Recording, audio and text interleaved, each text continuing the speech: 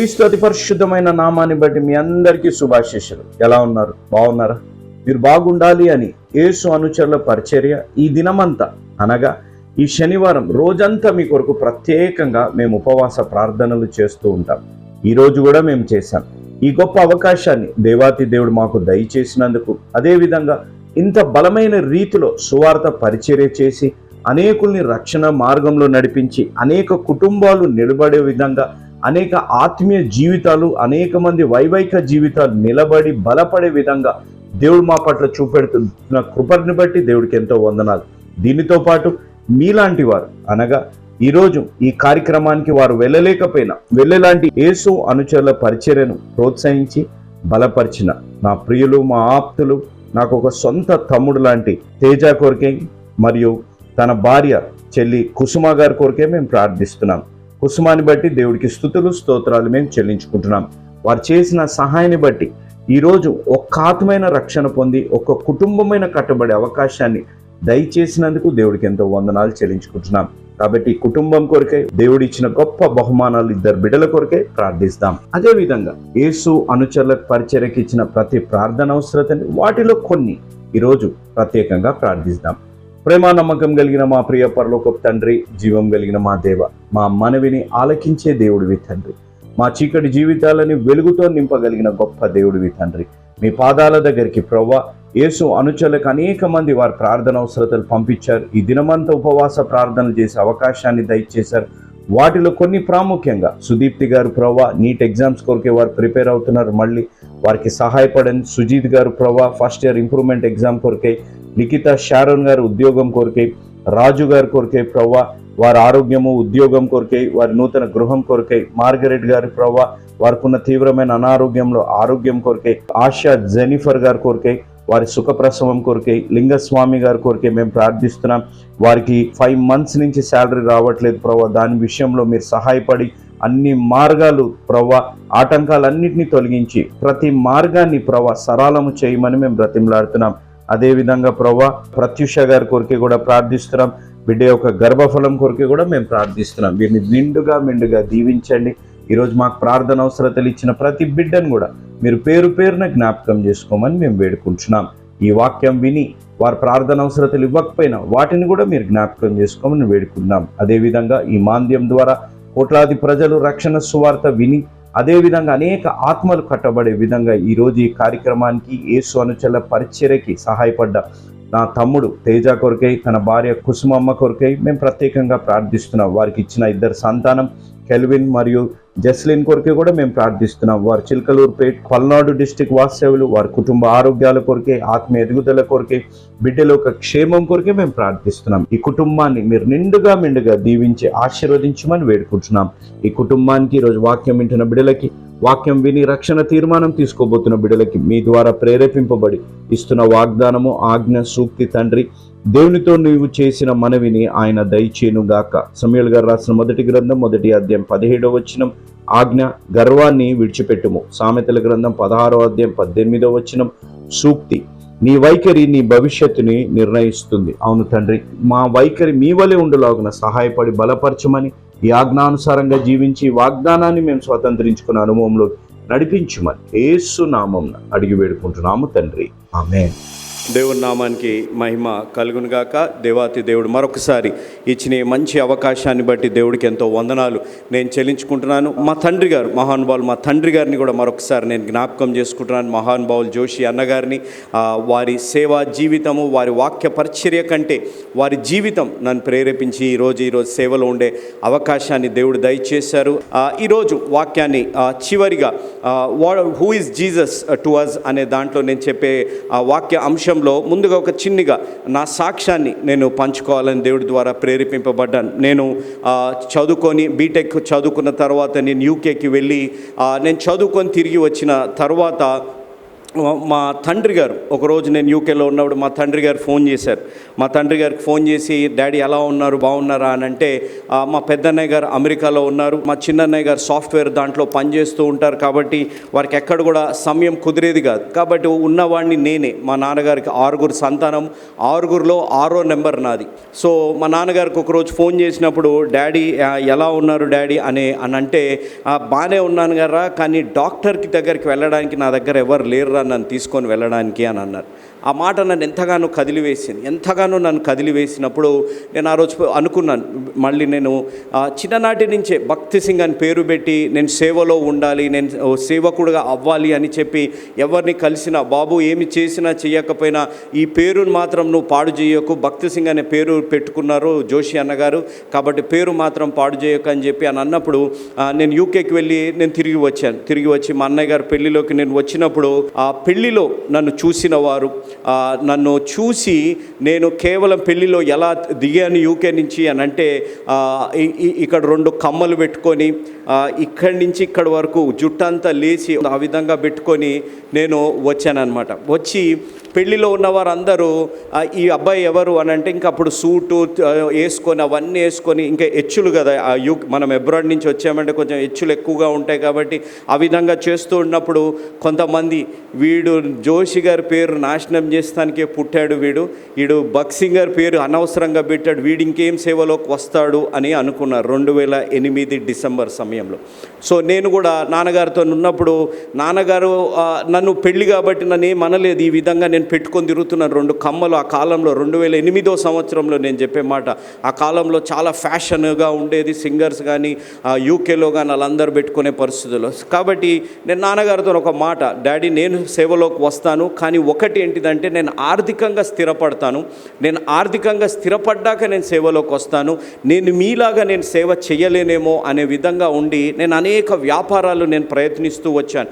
నేను KFC కోసం try చేశాను, డామినోస్ కోసం ట్రై చేశాను, కొన్ని స్కూల్స్ కోసము, కొన్ని షర్ట్స్ బ్రాండెడ్ డిస్ట్రిబ్యూషన్ కోసము ట్రై చేశాను, అన్నీ ట్రై చేస్తూ ఉన్నాను. 99% వరకు వచ్చి అవన్నీ ఆగిపోతున్న పరిస్థితులు ఉన్నాయి. ఒకరోజు నాన్నగారితో కూర్చున్నాను, డాడీ ఈ విధంగా అవుతుంది అని అంటే, నేను ఒక మంచి వ్యాపారం చెప్తాను రా, నువ్వు ఆ వ్యాపారం చేస్తావా అని అన్నారు. ఏంటిది డాడీ అంటే, ఆత్మల వ్యాపారం చేయరాను, దేవుడికి ఆత్మలని ఇవ్వు, నువ్వు దేవుడి పరిచర్య చేసి అని అన్నారు.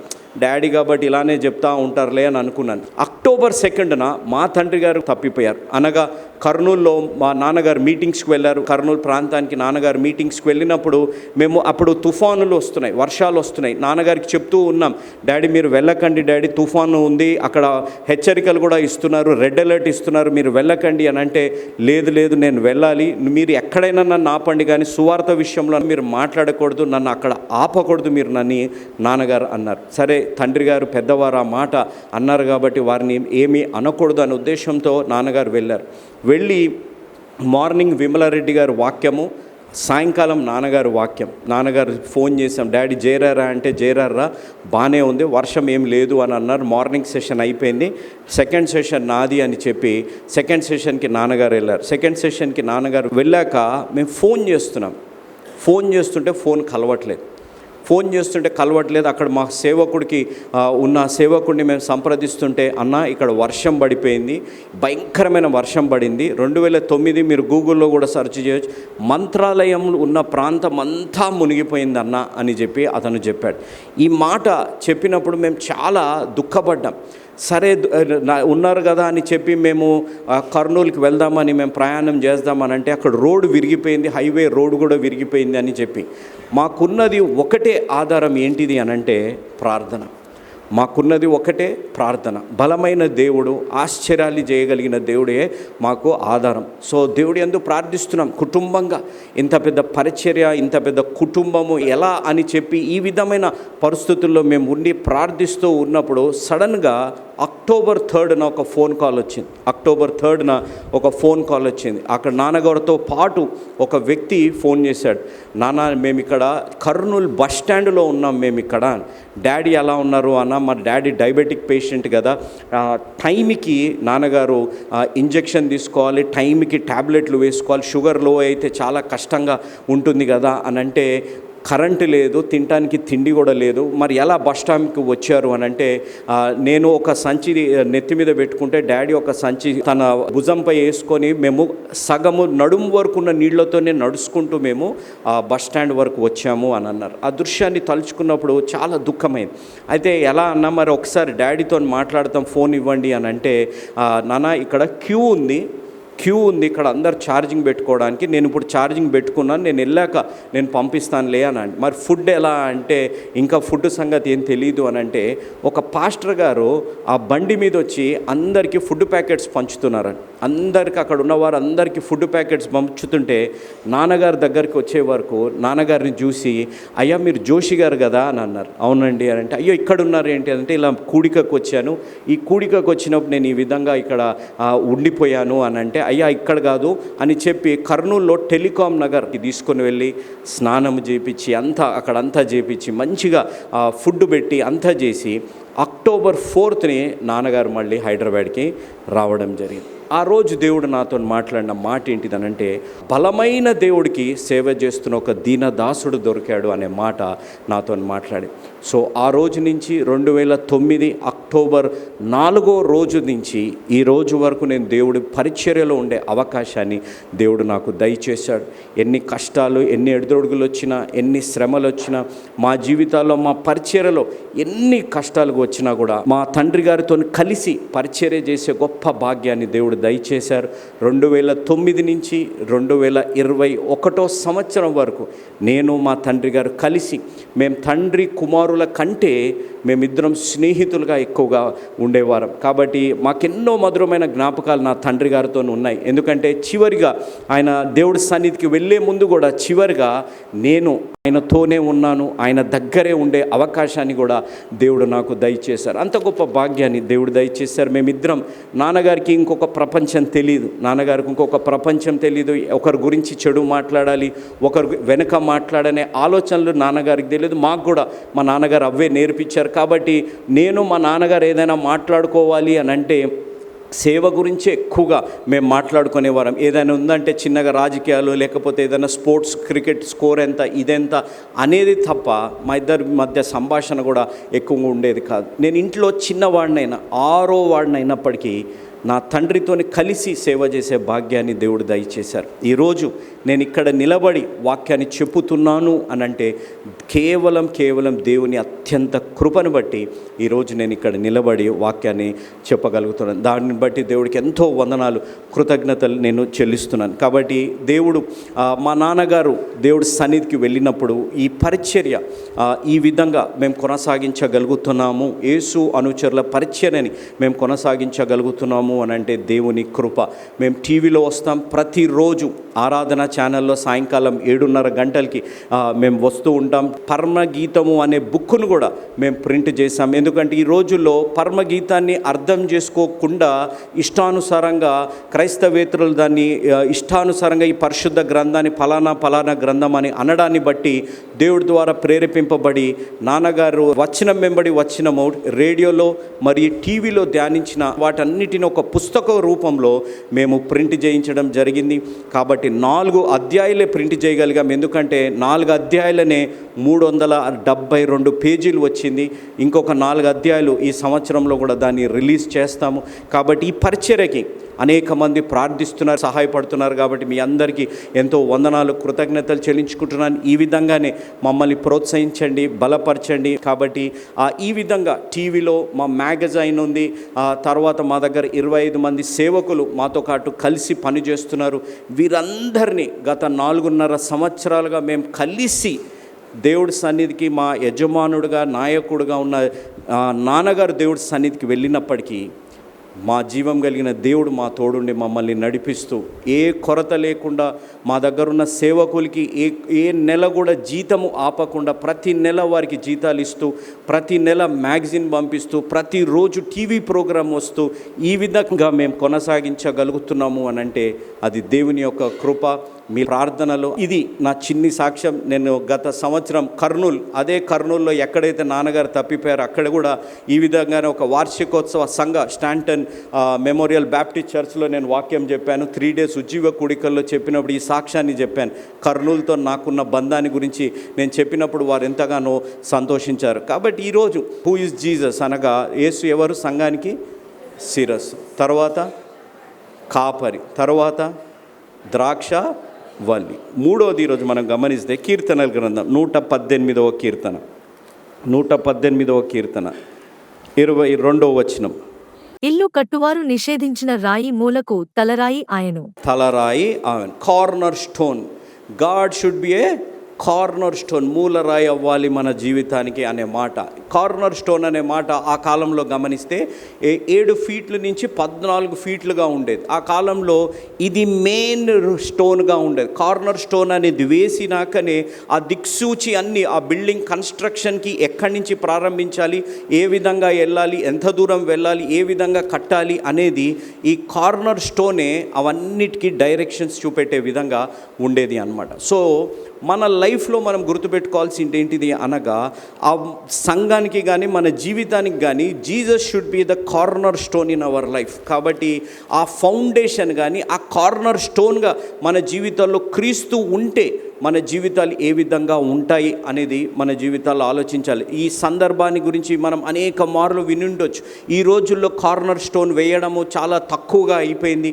కానీ ఒక కాలంలో కార్నర్ స్టోన్ నుంచే డైరెక్షన్ ఏ విధంగా వెళ్ళాలి, ఏ విధంగా ఉండాలి అనేది మనం గమనించాలి. కాబట్టి శిరస్సు అంటే మీరు గుర్తుపెట్టుకోవాల్సింది ఇమోషన్స్, థింకింగ్ కెపాసిటీ. షెపర్డ్ అని అంటే he will guide us and he will leaders అనేది. ద్రాక్షవల్లి అని అంటే కనెక్షన్స్ అనేది మనం గమనించాలి. తర్వాత కార్నర్ స్టోన్ అని అంటే డిపెండెన్సీ ఆర్ డైరెక్షన్స్ అనేది మన జీవితాల్లో మనం గమనించాలి. దేవుడిని ఆధారపడి దేవుడిని మన జీవితానికి ఒక పునాది రాయిగా మనం చేసుకొని ఒక మూలరాయిగా దేవుడిని మన జీవితాల్లో చేసుకుంటే ఏ విధంగా దేవుడు మనల్ని నడిపిస్తారు అనేది మన జీవితాల్లో ప్రాముఖ్యంగా గమనించాలి. నేను దీంట్లోంచి నాకు ఇష్టమైన ఒక క్యారెక్టర్, నాతో ఎంతగానో వ్యక్తిగతంగా నాతో మాట్లాడిన ఒక క్యారెక్టర్ బైబిల్ నుంచి నేను చూపెట్టాలి. ఆ సందర్భంగా దాని నుంచి మనం ఆలోచించి దాని పరంగా మన జీవితాన్ని చూడాలి అని అంటే యెహోషువ గ్రంథం 2వ అధ్యాయం 9వ వచనం. యెహోవా ఈ దేశమును మీకిచ్చుచున్నాడనియు మీ వలన మాకు భయము పుట్టుననియు మీ భయము వలన ఈ దేశనివాసులందరికీ ధైర్యము చెడుననియు నేనెరుగుదును. మీరు ఐగుప్తు దేశములో నుండి వచ్చినప్పుడు మీ ఎదుట యెహోవా ఎర్ర సముద్రపు నీరును ఎలాగు ఆరిపోచేసెనో యొర్దాను తీరముననున్న అమోరీయుల 2 రాజులైన సీహోనుకును ఓగుకును మీరేమి చేసితిరో అనగా మీరు వారిని ఎలాగు నిర్మూలము చేసితిరో ఆ సంగతి మేము వింటిమి. ఈ మాట ప్రాముఖ్యంగా గమనించాలి. ఆ సంగతులు మేము వింటిమి అనే మాట ప్రాముఖ్యంగా ఈరోజు మనం గమనించవలసింది. ఎందుకు ఈ మాట నేను అంటున్నాను అనంటే, ఎప్పుడైతే దేవుడిని మన జీవితంలో ఒక మూలరాయిగా ఒక ఫౌండేషన్ స్టోన్గా మన జీవితాల్లో పెట్టుకుంటాం, God will direct us in a proper way అనేది మన జీవితాల్లో గ్రహించాలి. దేవుడు ఒక సరైన మార్గంలో సరైన దిక్సూచి కింద మనల్ని ఏ రీతిలో వెళ్ళాలి, ఏ మార్గంలో వెళ్ళాలి అనేది దేవుడు మనకి చూపిస్తారు అనేది మన జీవితాల్లో గ్రహించాలి. ఈ రాహబ్ అనే వేశ్య గురించి నా జీవితంలో నేను గమనించింది ఏంటిదంటే, ఒక వేశ్యను బట్టి అనేక కుటుంబాలు నాశనం అయిపోతాయి. ఒక వేశ్యను బట్టి అనేక వైవాహిక జీవితాలు పాడైపోతాయి. ఒక వేశ్యను బట్టి అనేక మంది ఆర్థిక ఇబ్బందుల్లోకి వస్తారు, రోడ్డు మీదకు వచ్చే పరిస్థితుల్లో ఉంటారు. కానీ ఆ వేశ్య దగ్గరికి 2 వేగురువారు వచ్చారు. ఆ వేశ్య దగ్గరికి 2 వేగురువారు రావడం, ఆ వేశ్య దగ్గరికి వచ్చినప్పుడు ఆ వేశ్య 2 వేగురువారిని దాచిపెట్టడం, ఎరికో రాజుకు తెలిసి ఆ ఎరికో రాజులు 2 మనుషుల్ని పంపించడం, ఇవన్నిటిని మీరు గమనిస్తే ఒక వేశ్య జీవితానికి విలువ లేదు. ఒక వేశ్య జీవితానికి విలువ లేదు. తను మరణించినా, తను ముక్కలుగా నరికివేయబడ్డా కూడా ఎవరికి ఏమీ నష్టము లేదు, ఎవరికి కూడా ఏమీ పెద్ద ఆలోచించే పరిస్థితులు లేవు అక్కడ. కానీ ఈ వేశ్యని మన జీవితాలు అక్కడ గమనిస్తే తన జీవితాలు 2 వేగురువారిని దాచిపెట్టింది. 2 వేగురువారిని దాచిపెట్టి వారిని ఒక సరైన వారిని దాచిపెట్టి వారిని కాపాడింది అనేది మన జీవితాలు ఇక్కడ గమనించాలి. ఇక్కడ ప్రాముఖ్యంగా ఎందుకు తను వారిద్దరిని కాపాడింది, ఎందుకు వారిద్దరిని తను అక్కడ కాపాడి వారిని వేరే మార్గంలో వారిని నడిపించింది అనేది ప్రాముఖ్యంగా ఇక్కడ మనం గమనిస్తే, తను క్రీస్తు అనే మూలరాయిని తన జీవితంలో చేసుకుంది కాబట్టి. ఎందుకు చేసుకుంది అని అంటే కేవలం తను వినింది కాబట్టి. వినుట వలన విశ్వాసం కలదు. ఒక వేశ్య ఎరికో పట్టణంలో ఉంది. ఎరికో పట్టణపు గోడలు, ఎరికో పట్టణంలో ఆ కాలంలో 2 గోడలు ఉండేవి. ఒకటి ప్రాకారంగా ఉండి ఆ ఎరికో పట్టణాన్ని కాపాడడానికి, ఇంకొక గోడలో, ఈ గోడలో తను నివసించేది. ఈ గోడలో తను నివసిస్తూ, ఆ గోడలో నివసిస్తున్న స్త్రీ, వేశ్యగా ఉన్న స్త్రీ తన జీవితంలో తన ప్రాణాన్ని పణంగా పెట్టి వేగురు వారిని కాపాడినట్టు మనం గమనించగలుగుతాం. కేవలము తను వినడాన్ని బట్టి, కేవలం తను వినడాన్ని బట్టి. ఈరోజు మన జీవితాల్లో కూడా మనం ఆలోచించవలసింది ఏంటిదనగా, మనం వింటున్నాము, అంత విశ్వాసం మన జీవితాల్లో కలుగుతుందా? దేవుడు మన జీవితాల్లో విశ్వాసం అనే మార్గంలో నడిపింపబడే విధంగా మన జీవితాల్లో మనం జీవిస్తున్నామా అనేది ఒక్కసారి ఆలోచించాలి. ఇక్కడ ఒక వేశ్య తన జీవితంలో ప్రాణాన్ని పణంగా పెట్టి రాజుకి వ్యతిరేకంగా వెళ్ళి నా దగ్గరికి లేరు అనే విధంగా చేసి తను వారిని కాపాడి, కేవలం తను అన్న మాట ఏంటిదనగా, అమ్మ చదవండి, తను అన్న మాట చదవండి. మేము వినినప్పుడు మా గుండెలు కరిగిపోయెను. మీ దేవుడైన యెహోవా పైన ఆకాశమందును క్రింద భూమి అందును దేవుడే. దేవుడే. Your God is a supreme God above heaven and below the earth అనే మాట ఇంగ్లీష్ బైబిల్లో రాయబడ్డ మాట. ఇక్కడ మనం ప్రాముఖ్యంగా గమనించవలసింది ఏంటిదనగా, కేవలం వినే తను అంత విశ్వాసం కలిగి తను జీవించింది, తన ప్రాణాన్ని పణంగా పెట్టే విధంగా జీవించగలిగింది అనంటే, మన జీవితాల్లో ఏ విధంగా మనం జీవిస్తున్నాము అనేది ఆలోచించాలి. విని తను విశ్వాసము క్రీస్తు అనే పునాదిపై తను కట్టుకొని తన జీవితంలో అంత నమ్మకంగా జీవించే పరిస్థితుల్లో తన జీవితాల్లో వచ్చింది. తన విశ్వాసం ఇంకా ఎంత గొప్పది అనే మాటను మనం గమనిస్తే, అమ్మ చూడండి. నేను మీకు ఉపకారము చేసితిని గనుక మీరును నా తండ్రి ఇంటికి ఉపకారము చేసి నాకు నిజమైన ఆనవాలను ఇచ్చి, నా తండ్రియు నా తల్లియు నా అన్నదమ్ములను నా అక్కచెల్లెండ్రును వారికి కలిగి యున్నవారందరును చావకుండా బ్రతుకనిచ్చి రక్షించున్నట్లుగా దయచేసి యెహోవాతోడని ప్రమాణము చేయుడనెను. అందుకు ఆ మనుష్యులు ఆమెతో, నీవు మా సంగతి వెల్లడి చేయనీయడల మీరు చావకుండునట్లు మీ ప్రాణములకు బదులుగా మా ప్రాణమిచ్చెదము. యెహోవా ఈ దేశమును మాకిచ్చునప్పుడు నిజముగా మేము నీకు ఉపకారము చేసెదమనిరి. ఆమె ఇల్లు పట్టణపు ప్రాకారము మీద నుండెను. ఆమె ప్రాకారము మీద నివసించున్నది గనుక త్రాడు వేసి కిటికీ ద్వారా వారిని దింపెను. ఆమె మిమ్మును తరుమబోయిన వారు మీకెదురుగా వచ్చెదరేమో, మీరు కొండలకు వెళ్లి తరుమబోయిన వారు తిరిగి వచ్చువరకు 3 దినములు అచ్చట దాగియుండుడి, తరువాత మీ త్రోవను వెళ్ళుడని వారితో అనగా, ఆ మనుష్యులు ఆమెతో ఇట్లనిరి, ఇదిగో మేము ఈ దేశమునకు వచ్చువారము గనుక నీవు మాచేత చేయించిన ఈ ప్రమాణము విషయమై మేము నిర్దోషుల మగునట్లు నీవు మమ్మును దించిన ఈ కిటికీకి ఈ ఎర్రని దారమును కట్టి నీ తండ్రిని నీ తల్లిని నీ అన్నదమ్ములను నీ తండ్రి ఇంటివారి నందరినీ నీ ఇంట చేర్చుకొనుము. ఇక్కడ మీరు చెప్పాలా ఒక మాట, ఎప్పుడు వస్తాను రాస్తుంది అక్కడ. మేము వచ్చువారం అని ఉంది, ఎప్పుడు వస్తామని ఉంది? 3 రోజులు, వారం రోజులు, నెల రోజులు, సంవత్సరం, ఎన్ని రోజులు అని ఉంది? లేదు. కానీ తను నమ్మింది ఏంటిదనగా, వస్తానని చెప్పిన యేసు రాక మానున, వస్తానని చెప్పిన యేసు రాక మానున. ఇక్కడ తన జీవితంలో ఒక వేశ్యకు అనేక మంది ఈ ప్రమాణం చేస్తుండొచ్చు, అనేక మంది ప్రమాణం చేస్తుండొచ్చు. నేను వచ్చి నిన్ను తీసుకొని వెళ్తాను, నేను వచ్చి నిన్ను వివాహం చేసుకొని వెళ్తాను, లేకపోతే నేను ఇక్కడి నుంచి నిన్ను కాపాడుతానని చెప్పి అనేక మంది వేస్తుండొచ్చు.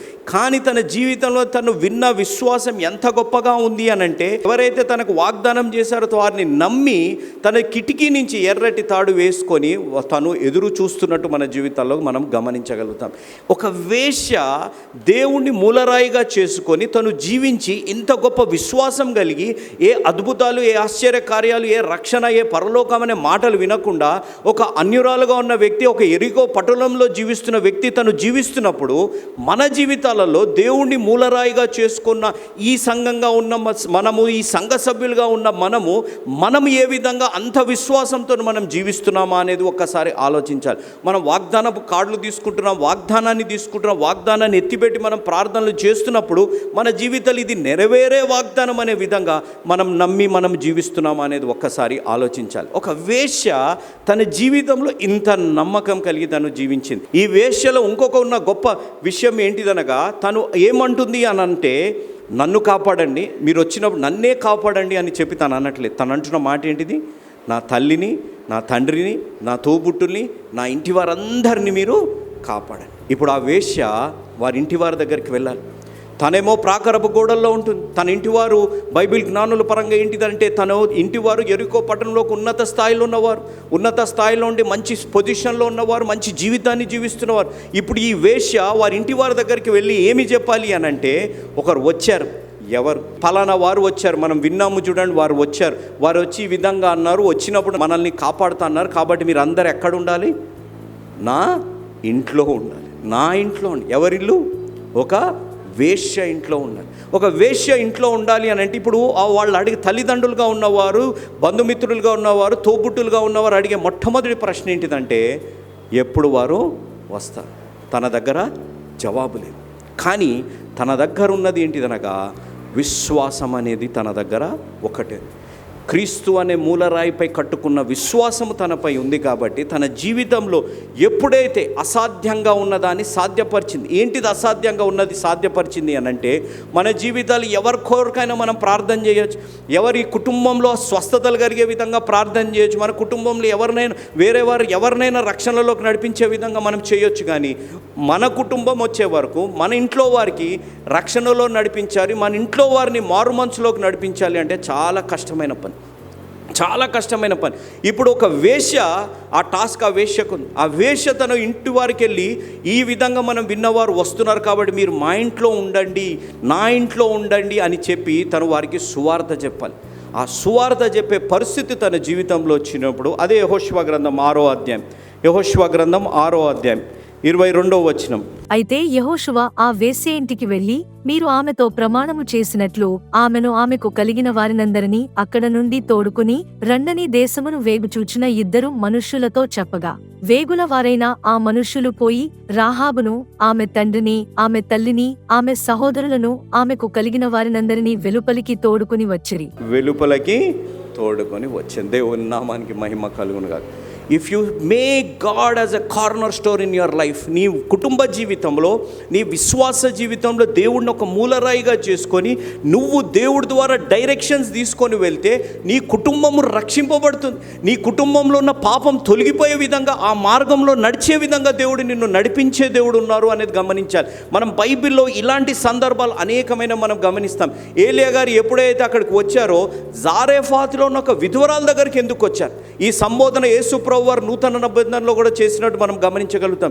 ఎందుకు రాహాబు అనే వేశ్య ఎందుకు కావాలి? ఇక్కడ రాహాబు అనే వేశ్య ఇంటికే ఎందుకు వెళ్ళాలి? రాహాబు అనే వేశ్య ఎందుకు అంత విశ్వాసాన్ని చూపెట్టాలి అని అంటే, తనలో ఉన్న విశ్వాసం, కేవలం విని క్రీస్తుని తన జీవితంలో మూలరాయిగా చేసుకున్న విశ్వాసాన్ని ఉంది కాబట్టి. Praise the lord. మీ ముందుకు రావడానికి ఒక ప్రాముఖ్యమైన కారణం, మేము ఈ టీవీ పరిచర్యని ఎందుకు ప్రారంభించాం, ప్రాముఖ్యంగా తండ్రి అయిన నాన్నగారు, కీర్తిశేషులైన నాన్నగారు జోష్ అన్నగారు ఎందుకు ప్రారంభించారు అనేది వారి మాటల్లోనే విందాం. ఈ కార్యక్రమాన్ని నిర్వహించడానికి నేను ఎంతో ధైర్యం చేశాను అనే విషయాన్ని జ్ఞాపకం చేస్తున్నాను. డబ్బుండి కార్యక్రమాన్ని ప్రారంభించలేదు, నన్ను రక్షించి ఇంతవరకు పిలిచిన ప్రభు ఉన్నారు అని, తదుపరి విశ్వాసులైన మీరు ఉన్నారు అనే ధైర్యంతో ఈ కార్యక్రమాన్ని కొనసాగిస్తున్నాం. విన్నారు కదా, నాన్నగారు ఏ ధైర్యమైతే వారు చేసి టీవీ కార్యక్రమాలని ప్రారంభించారు, మన రక్షకుడైన యేసు ఉన్నారని, విశ్వాసులైన మీరు ఉన్నారనే ధైర్యంతోనే ఈ టీవీ కార్యక్రమాలని మేము కొనసాగిస్తున్నాం గత సంవత్సరాలుగా.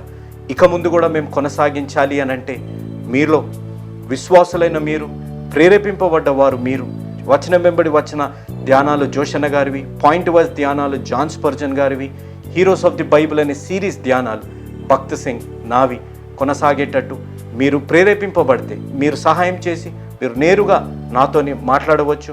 నాతో మాట్లాడి మాకు సహాయం చేయాలనేది నా మనవి. కాబట్టి మీరందరూ ఏ భారమైతే, సేవా భారమైతే నాన్నగారు గత 40 సంవత్సరాలుగా ముందుకు కొనసాగించారు, ఇప్పుడు యవనస్తులమైన మా అన్నగారు జాన్ స్పర్జన్ గారు మాపై ఉంది. కాబట్టి మీరు కూడా ఏ విధంగా నాన్నగారిని అయితే ప్రోత్సహించారు, నాన్నగారిని ఆదరించారు, మమ్మల్ని కూడా ఆ విధంగానే ప్రోత్సహించి ఆదరిస్తారని నమ్ముచు సెలవు తీసుకుంటున్నాను. దేవుడు మిమ్మల్ని దీవించి ఆశీర్వదించునుగాక. ఆమేన్.